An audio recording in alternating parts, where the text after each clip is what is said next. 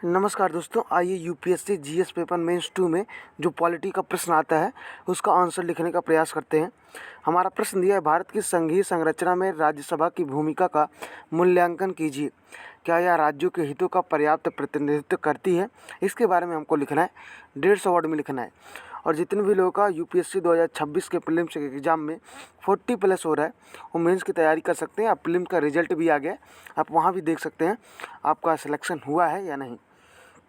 आप अपने उत्तर की शुरुआत ऐसे कर सकते हैं कि भारतीय संसद राष्ट्रपति, लोकसभा और राज्यसभा से मिलकर बनती है, जहां राज्यसभा राज्यों का प्रतिनिधित्व करने वाली दूसरे सदन के रूप में है।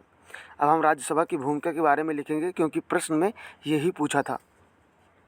अब हम एक हेडिंग डालेंगे, राज्यसभा की भूमिका, और इसमें 4-5 पॉइंट लिखेंगे।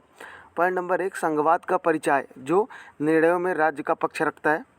दूसरा पॉइंट आप लिख सकते हैं, विशेषज्ञता प्राप्त सदन, जो विधि का निरीक्षण करता है। वीवी गिरी ने ऐसा कहा था।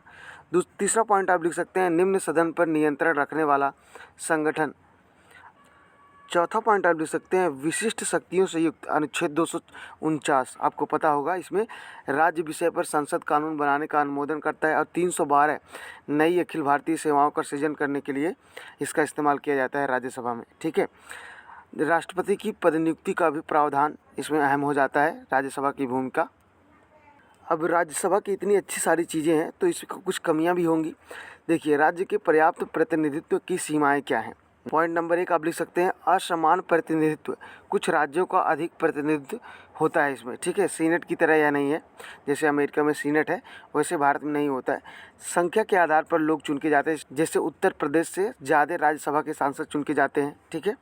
अगला पॉइंट आप लिख सकते हैं, अविश्वास प्रस्ताव वित्त संबंध में सीमित शक्तियाँ इसके पास हैं। तीसरा पॉइंट आप लिख सकते हैं, राज्यसभा का राजनीतिकरण किया जाना।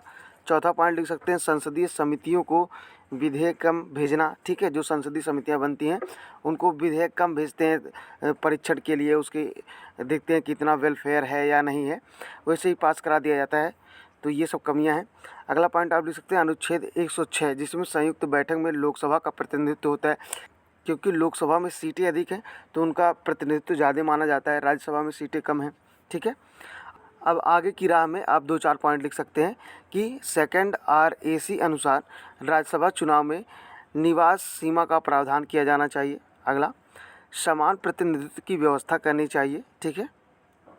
तीसरा पॉइंट आप लिख सकते हैं, अनुसंधान, विकास व नवाचारी संगठन के रूप में परिवर्तन किया जाना चाहिए। अब इतना सब लिखने के बाद, क्योंकि हमको 150 वर्ड में अपना आंसर लिखना था, आप छोटा सा निष्कर्ष लिख दीजिए। अतः द्वितीय सदन के रूप में राज्यसभा को अद्वितीय भूमिका निभानी चाहिए, जिसके लिए निरंतर सहयोग सुधार अपेक्षित है। Thank you so much for watching this lecture.